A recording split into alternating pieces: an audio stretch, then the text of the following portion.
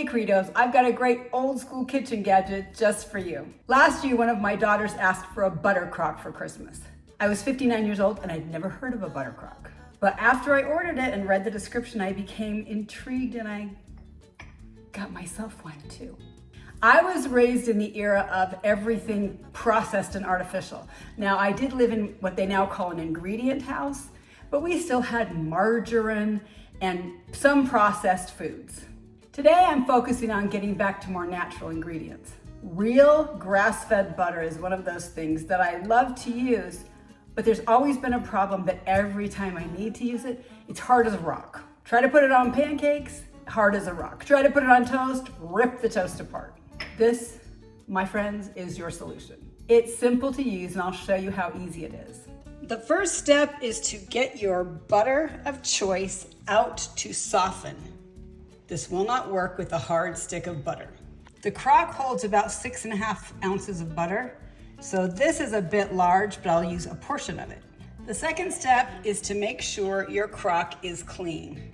It is dishwasher safe, but you can easily clean it with hot soapy water and get it ready to go. Do not put new butter on top of the old butter, and make sure it's clean and dry and cooled down.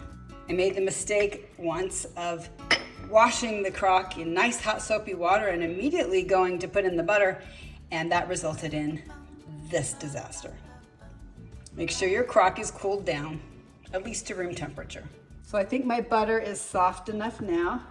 I'll show you how easy this is. Here's the top, the lid of the crock. Just gonna open my butter. Now, like I said, it's not gonna take the whole package, but it'll take a portion of it. Put this in the crock.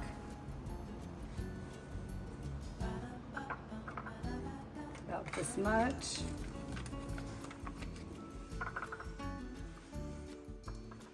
And I'm gonna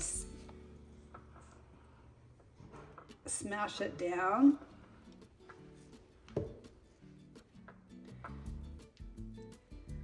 Trying not to have any air pockets in there. Get a little bit more. Get that out. My hands are clean. All right, so that's filled. Can you see the black line in the, right there? Do you see the black line?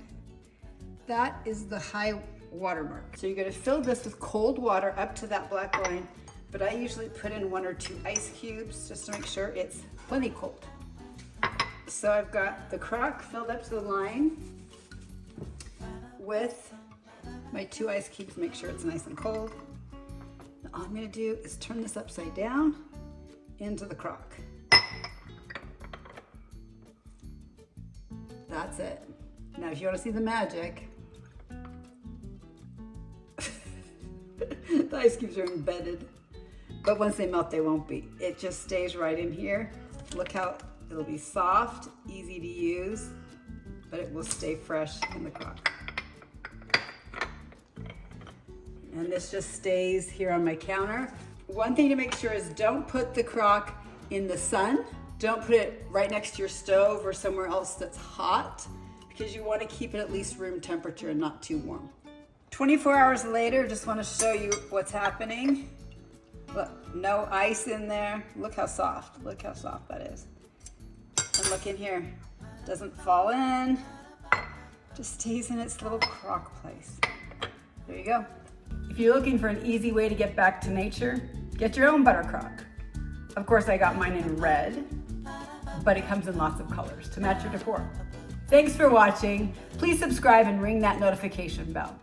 You can also follow along on Instagram at Midlife Credo, and join us in the Midlife Tribe on Facebook too, where we're thriving midlife without the crisis and without the bad ingredients.